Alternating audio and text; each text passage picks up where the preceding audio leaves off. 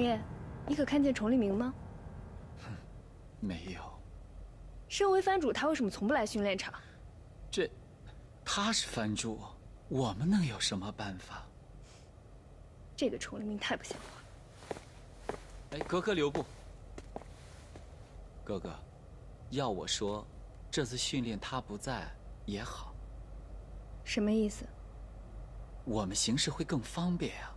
这次训练谁进验尸藩，说白了还是我们几个老人说了算。哦，哥哥放心，哲义王爷吩咐得很清楚。我不是这个意思，凭真本事我也有信心留下。当然，那是当然。格格的身手和智谋可比那几个小子强多了。哲义王爷昨日还说起过，我说，就是没有我帮忙，格格入藩那也是板上钉钉的事。能来到这儿，多多少少都觉得自己有两下子。今天这堂国术课，就给你们机会展示一下。谁想先来？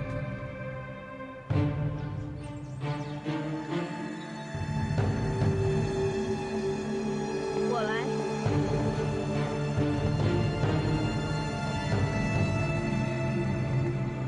巾帼不让须眉。好，挑一个对手吧。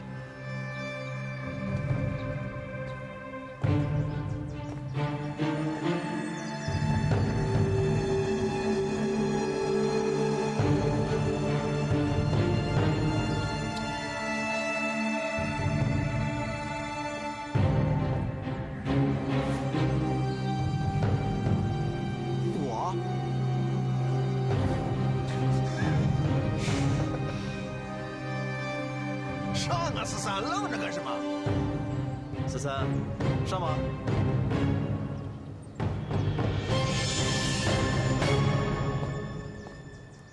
这要是我赢了呀，可别说我欺负女人。废话真多。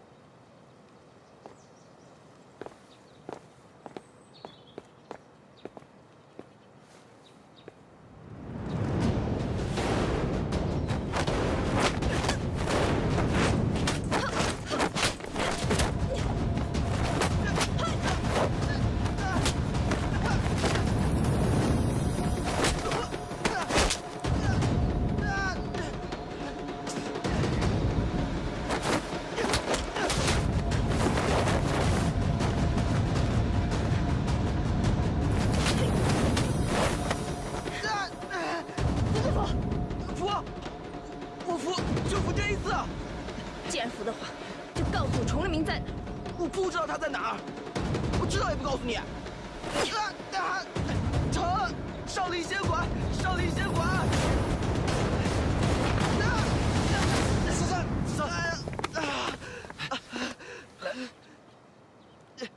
来，没事吧？疼！你为什么这么狠？你来替他报仇啊？我是文明人。孬种！我来。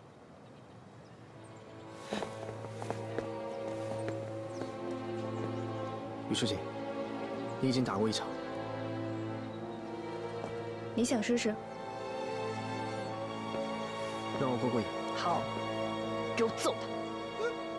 放心吧。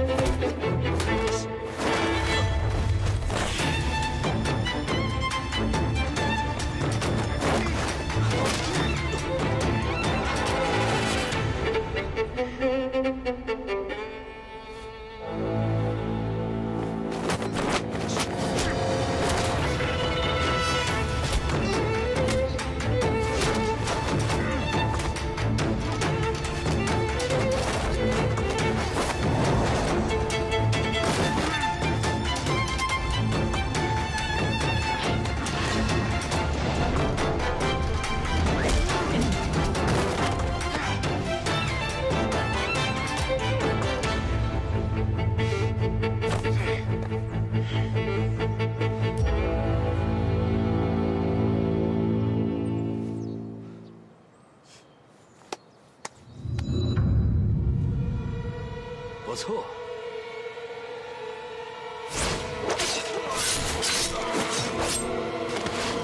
咱俩比试比试。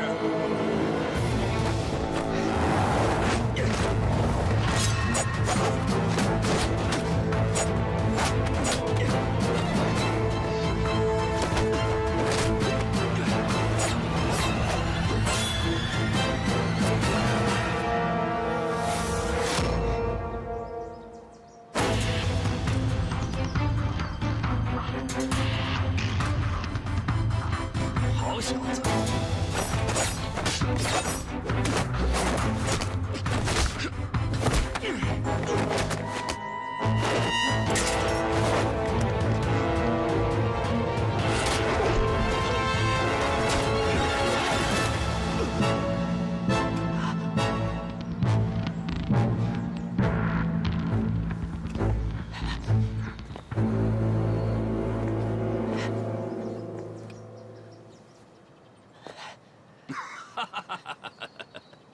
好小子，我就喜欢你这股不要命的狠劲儿。关键时刻，要敢于搏命，搏自己的命，也搏对方的命。你们都太软了。今天的国术课，阿义优秀过关。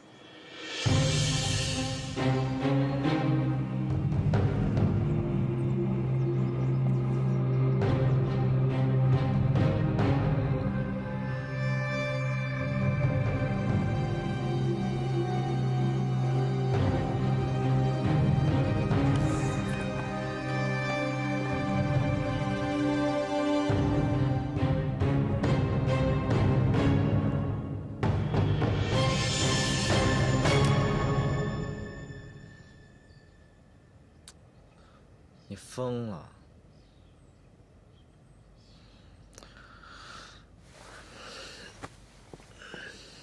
干什么？抓你回去。想我了？祖父。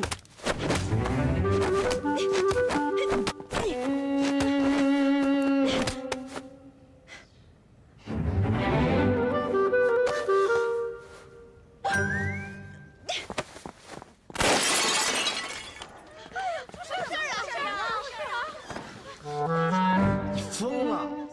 你疯了！程立明，跟我没关系，他干。哎，你谁呀？来干嘛来了？程立明，跟我回去。凭什么？程立明，这是你想好的？哎，你哪个馆子哪个楼的呀？啊，规矩懂不懂啊？你给我闭嘴！哟，我们这一行讲究先来后到，一看你就是新来人。你就算再迷恋贝勒爷，你也不能跑到我这儿来抢人，是不是？贝勒爷，你这相好的怎么这么冲呢？这女的哪是我的相好？没看见她刚刚一枪差点把我崩死，就这臭脾气。不是你相好的，不是你相好的，一大清早跑到我这儿来抢人，扰了本姑娘的好梦。哎呦，该不会是哪家大小姐被你骗了身子，来找你算账的吧？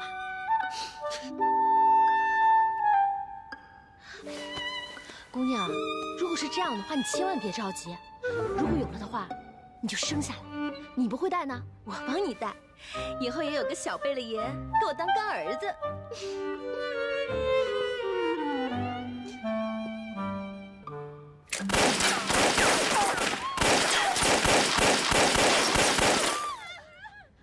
你信不信我把这给拆了？我信，我信姑奶奶，我这就跟你走，好吧？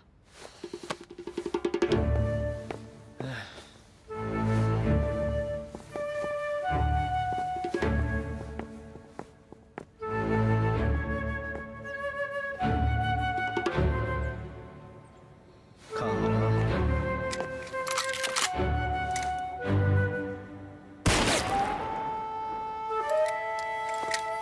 今天的训练科目是射鸡，全部10环满分100，通过80分的人就算通过考了。哼。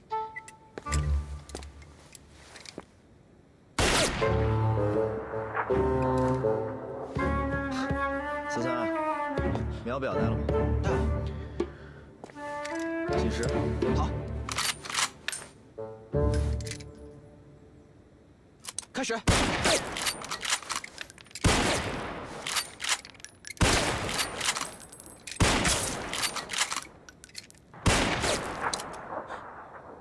报时。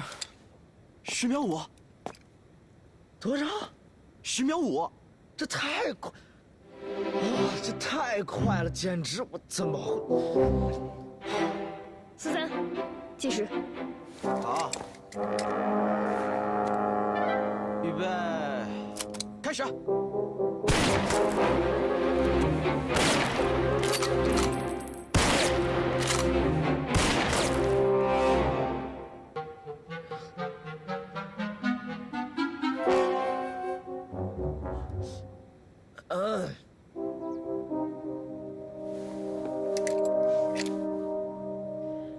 我输了。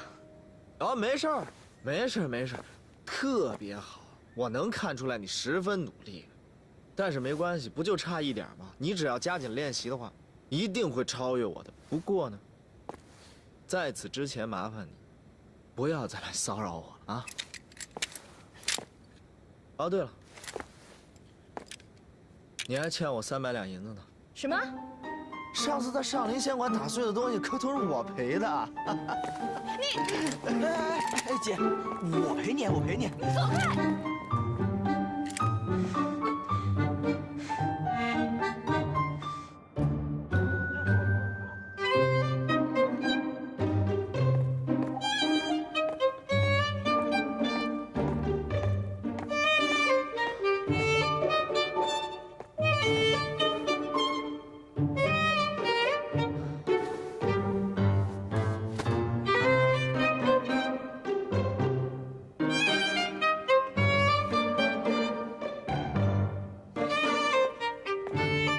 去啊！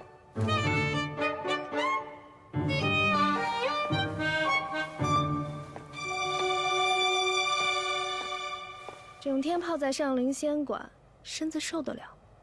哎，我喜欢，你管得着吗？你想管我可以啊，赢了我再说。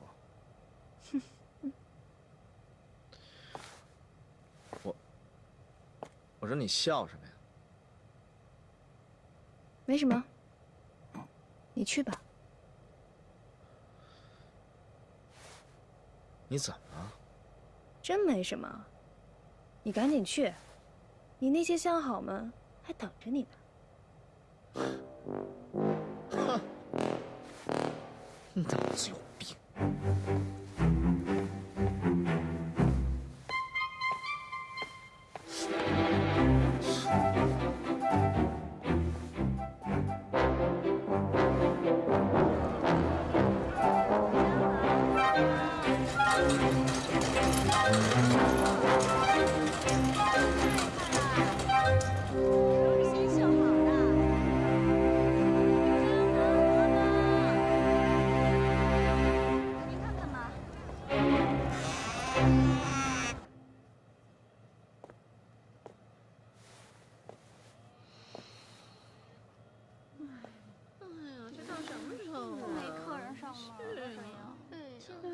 西北风肉膜。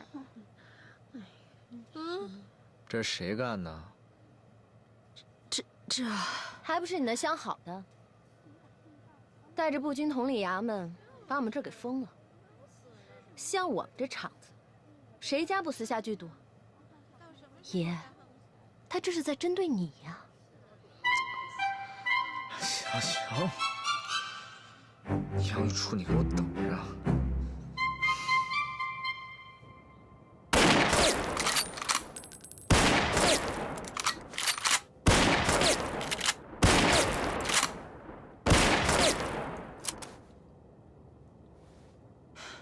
多少？11秒9。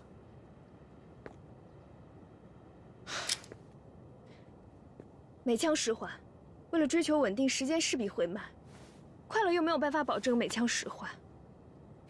姐，咱们吃完饭再练吧，我都饿了。再来。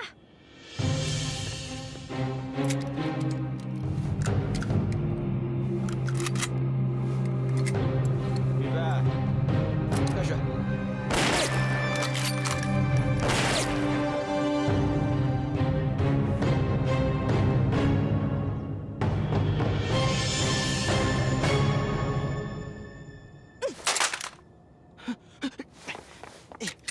这里面还有子弹，你小心点儿。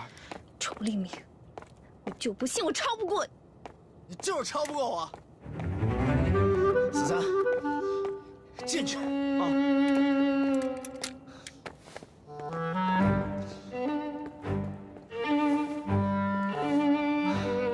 杨玉初，我问你，上林仙馆好好的，你凭什么给我封了？你说上林仙馆，他是没什么问题啊。不过我就愿意看你生气，所以疯了。怎么了？你知道你这叫什么吗？你这叫以权谋私。对，我就谋私了。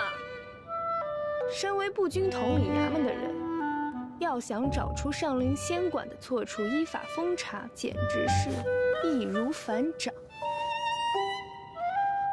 你这个女人，你看看你现在这副德行，你太可怕了！你这个女人，仇立明，你怎么不看看你自己啊？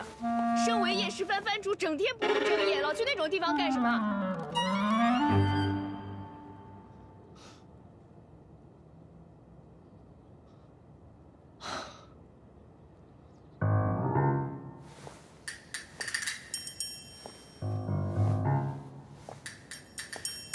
哦，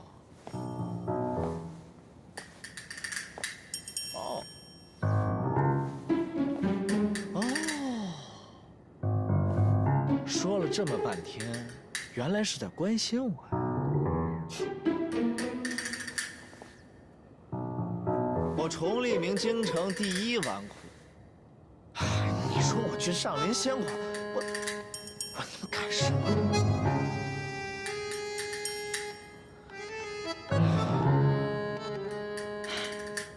真是可惜了，现在上林仙馆已经被封了，你也没地儿可去。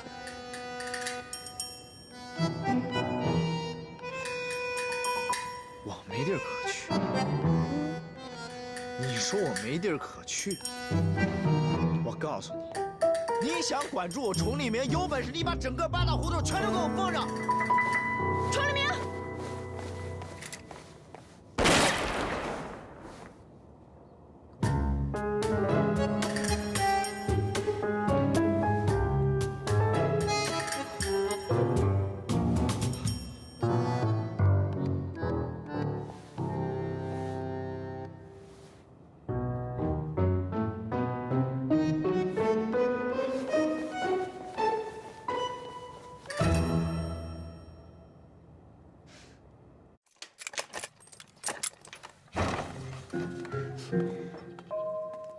来，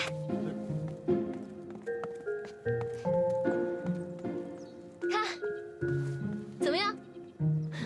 不是姐，这哪儿啊？你怎么有钥匙啊？这个地方啊，以后就是我们姐弟俩在京城的立足之处了。你不会是拿赎身钱买的吧？怎么会？你记不记得，姐姐以前经常跟你提起的一个叫崇立明的贝勒爷？记得。他送的。他送的。来，这人还挺大方。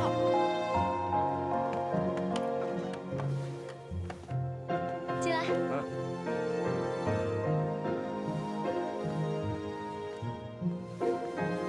哎呀，这东西都备齐了，贝勒爷可真贴心。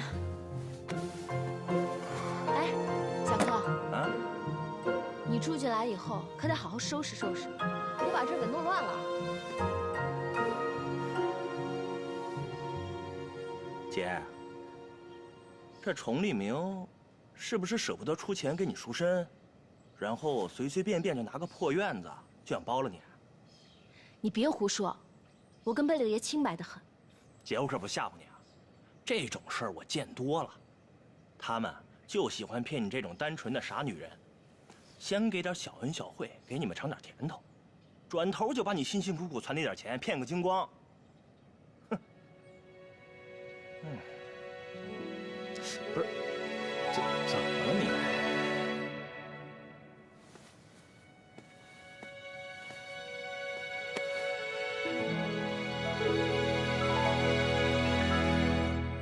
你如果不喜欢这里，可以出去。姐，我这不是担心你，怕你受欺负吗？行了，你不爱听我说，我也不说了。不过有一点啊，姐，你可一定要答应我，若这崇立明胆敢欺负你，你可得第一时间告诉我，你看我不收拾他。傻样！我知道你是关心我的好弟弟。不过你相信姐，我跟崇立明贝勒爷不是你想的那种关系。哦，哎，对了，姐，你看，既然弟弟这么好，那能不能给你这个好弟弟拿点银子花花？你又去赌了？没有，拿去顶点事儿。那你要多少50两。你还说不是去赌？我跟你说过多少遍了，以后不许再碰这东西。姐，我就是去赌了又怎么着？啊？你不知道我因什么赌吗？还不是因为你。啊，还不是为了多赢点钱，赶紧把你从那脏地方给弄出来吗？你以为我喜欢那个地方吗？当初要不是为了我们姐弟俩能够在京城活下来，我愿意在那种地方待。怎么？你现在嫌姐姐脏啊？我不是那意思。不是这个意思，那你为什么从来在外人面前不敢承认你是我弟弟？我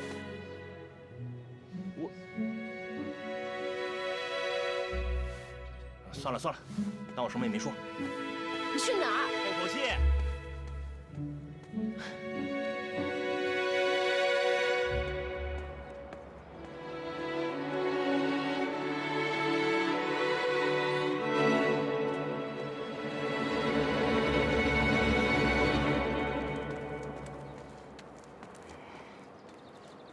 几个意思？又想挨打是吧？小爷我今儿心情不好，那30两过2天给你。滚！30两。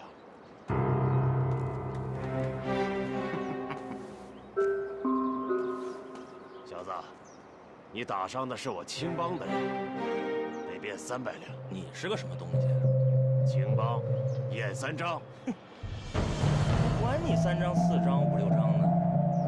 小柯我愿赌服输，那30两我说还我一定还。可时间没到，这孙子就带着人催债，还他娘想跟我动手。他挨揍啊，那是他活该。哼，说话挺硬气，有点意思。少废话，滚！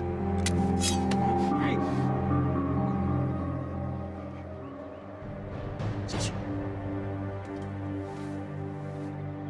小子，别说我验3张以多欺少，今天我给你个机会，咱俩过招。你要是赢了，所有的账一笔勾销；你要是输了，3天之内，乖乖的把300两给老子吐出来。好啊，那比拳头还是比刀子？当然是比拳头，比刀子。你死了，我找谁拿钱去？嗯。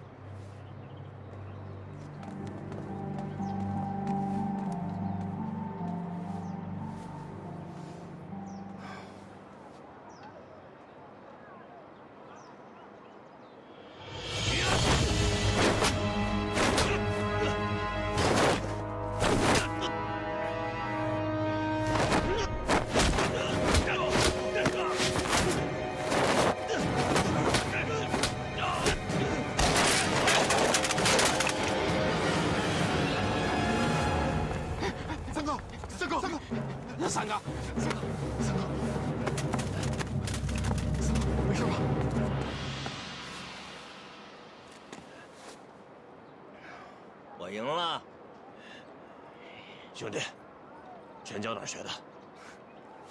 野路子，不值一提。三哥，让我宰了他！闭嘴！咱们两清了，你走吧。仗义啊！那没什么事儿，我可就先撤了。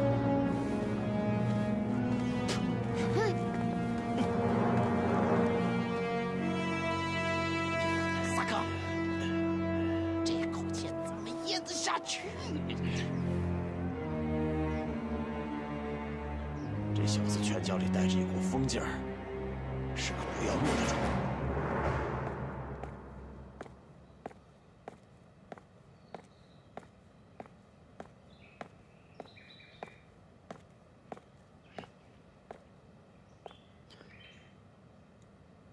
雨初哥哥，怎么了这是？我问你，崇利明这一天天上哪儿去了？不就那点事儿吗？除了上林仙馆，还有什么地方是他常去的？常去的地方啊，我家爷从留春院到湖广会馆，去的地方可多了，可不止上林仙馆那一家。格格要是真厉害，那就把八大胡同都给封了。我怎么了？你和他一样无耻。我跟我们家爷比，那可差多了。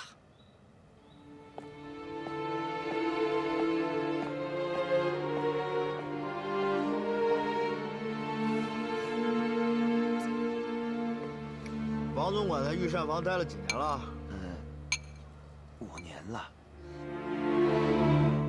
10月21日那一天，先帝驾崩的那一日，那顿饭也是你操办的吧？里边有什么呀？那日，先帝吃的好像跟往日没有什么区别，有什锦锅、青酱肉、五香小肚、白片鸡和熏鸡丝之类的。哎，您若不信，我可以把掌勺的、配菜的、打杂的都叫来，您随便问。哎，赶紧！回爷爷的话，这些菜全都是奴才们用银针试过毒的，最后才由内务府的公公送到皇上那里。当时的菜是老奴亲自送上去的，全部检查，试吃过的。茶水是谁伺候的？都是小的伺候的。在哪儿？是小茶炉房烧的。 小茶炉房是禁地，一般人不许到那边去。送来的茶水也都有专人检查试喝过。贝勒爷，有一件事小的没跟您说。什么事儿？有一样东西，小的是没有资格试吃的。什么东西？这个是董公公安排的。董公公被赶出宫的日子，让我想想，哟，少说也得半个月了。 他去哪儿了？应该是回老家了，不过他老家在哪儿，这个奴才就不清楚了。我问你，先帝去世的1个月前，宫里有没有进过什么新鲜的东西？对了，听人提起过，董公公那个时候为了给老太后治病，弄了一个洋玩意儿，叫……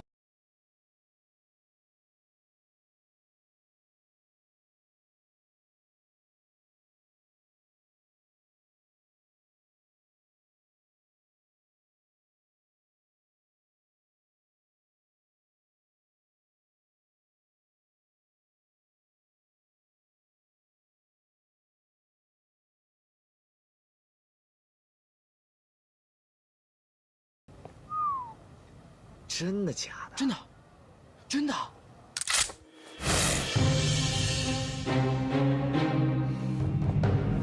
来，放轻松，手别抖，你呀手太抖，瞄准，3点一线。闭嘴！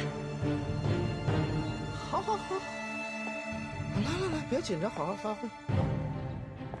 来，预备，开始。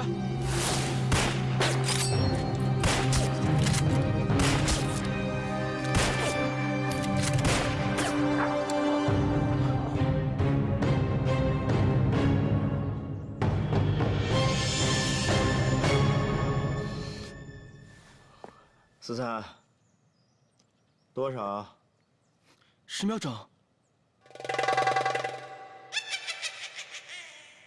多少？爷，10秒整。才10秒啊！我还以为你能打个9点几呢。你来。我来什么呀？拿着。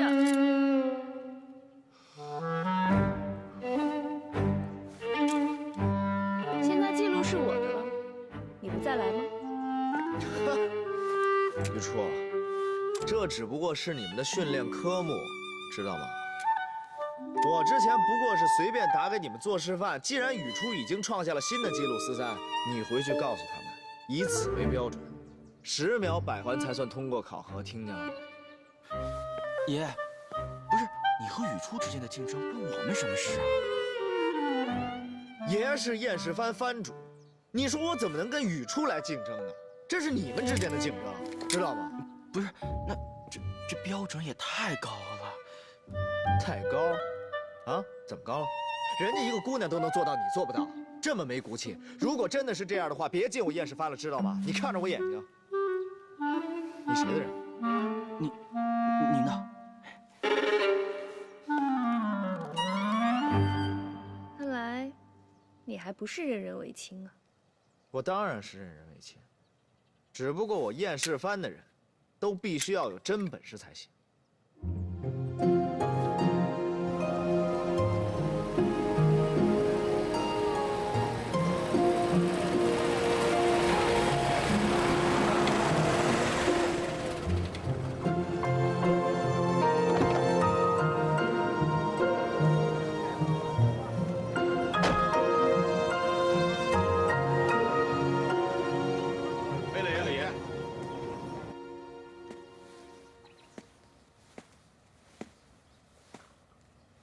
忘忧解，这个东西我倒是知道。听说老太后之前也吃这个，应该不至于是。王爷，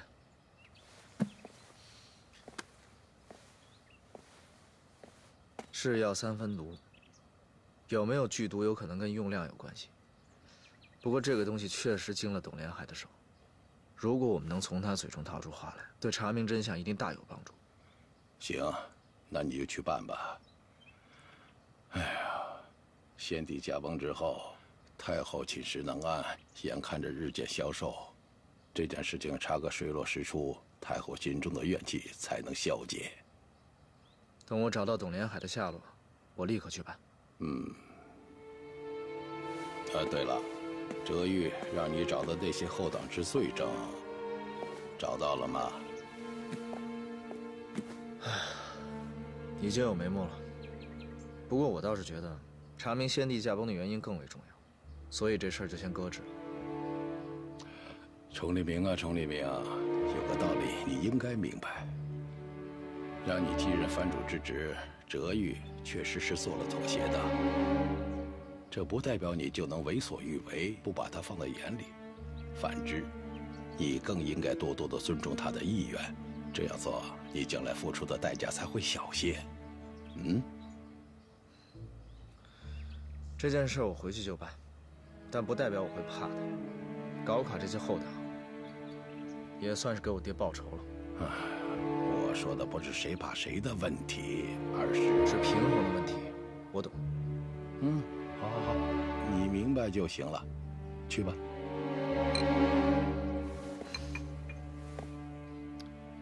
还有王爷，董连海的下落，麻烦您在宫里帮我多打听打听。这个好办。那我先告辞了。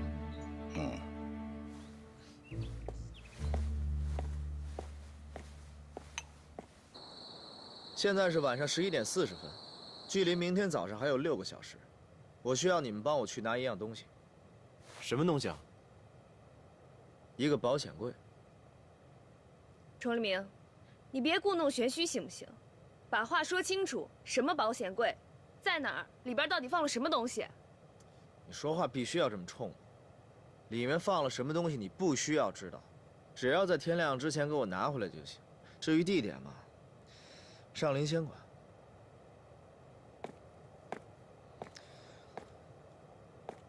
如果你不想去，那就请你自动退出。上林仙馆可不是简单的风月场所，它背后有青帮的背景，也是青帮在八大胡同的据点和重要情报地。保险柜里面有一份很重要的东西，我需要你们拿回来给我。不想去的话，走人。谁说我不去了？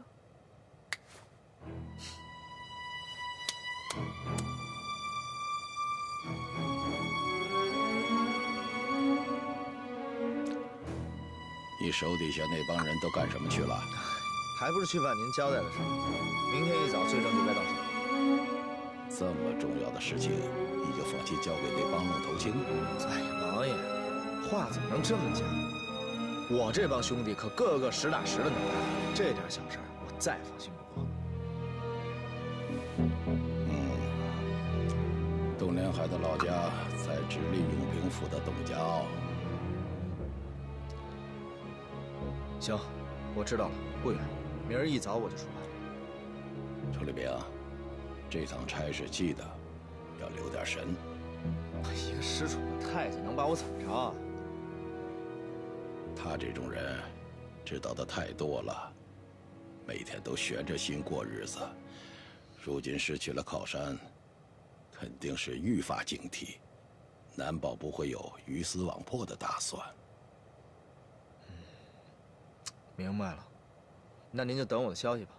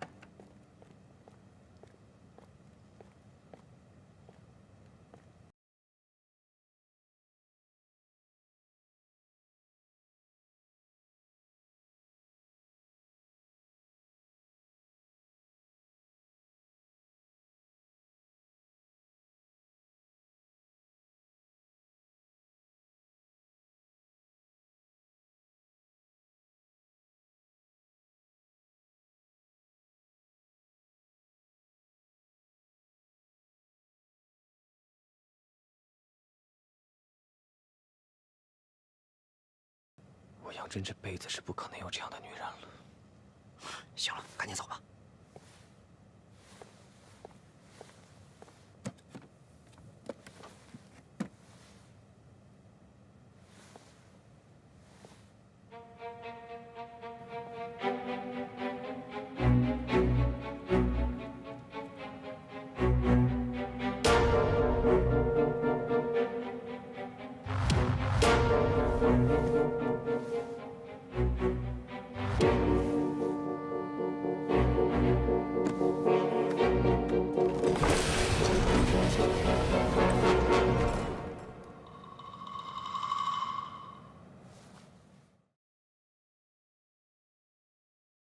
青春与腐蚀中开张，绯红的颜色，时间不曾对谁擦印，也只能经过背对命运，面对我，我懂你身不由己。拥抱停格在转身间，总有新的路要赶。话语静止在唇齿间，把故事说完。背对世界，面对你，你懂我的言不由衷。如梦浮生，谈是非因果，轮回里枯荣逃不过。你承认，却